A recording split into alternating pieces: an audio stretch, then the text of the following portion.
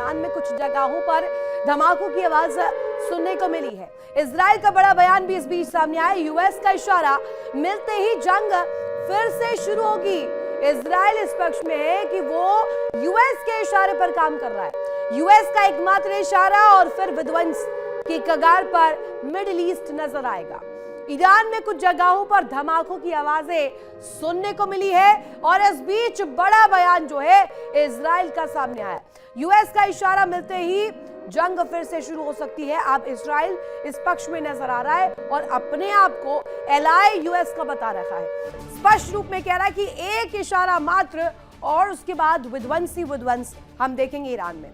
इसके साथ साथ ईरान में कुछ जगहों पर जब धमाके की आवाज सामने सुनाई देती है, इस बात का प्रमाण देती है कि अभी भी स्थितियां आउट ऑफ कंट्रोल है और स्थितियों को लेकर जब वार्ता के तहत बात करने की कोशिश की जाती है तो वो क्यों असल मायनों में हवाई साबित होती है। एक और बड़ी खबर इस बीच सामने आ रही, बड़ी जानकारी आपको दे दे। आईडीएफ का बड़ा दावा, हिजबुल्लाह ने इजराइल पर मिसाइल दागी है। कई इलाकों में सायरन बाकायदे बजते हुए सुनाई दिए। आईडीएफ की तरफ से यह पक्ष आपको बता दें, हिजबुल्लाह ने इजराइल पर मिसाइलों की बड़ी खेप जो है वो दागी है। कई इलाकों में जंगी सायरन बजे हैं और इस वक्त सबसे बड़ी खबर आईडीएफ के हवाले से बड़ा दावा, जहां कई इलाकों में युद्ध के सायरन बजते हुए नजर आए। अब जरा दोनों तस्वीरें जल्दी से आपके सामने रख रहे हैं। ये दो बड़ी ब्रेकिंग पहली तस्वीर आप देखेंगे, यहां इस वक्त सबसे बड़ी तिगड़ी इजराइल दिखाता हुआ नजर आ रहा है। इजराइल फुल पेशेंस के साथ, पूरे कॉन्फिडेंस के साथ वेट एंड वॉच की स्थिति में कहा जा रहा है। इजराइल इस पक्ष में काम कर रहा है कि एक इशारा अमेरिका का, यूएस का और उसके बाद इजराइल हमले करेगा और इस कदर हमले करेगा कि ईरान दहल उठेगा।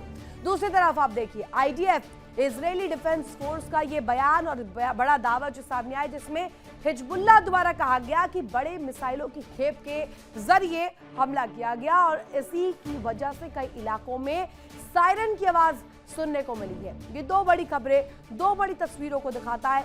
इस बीच दिखाता है कि एक तरफ नाकेबंदी और एक तरफ डिप्लोमेटिक घेराबंदी दोनों ही जारी है।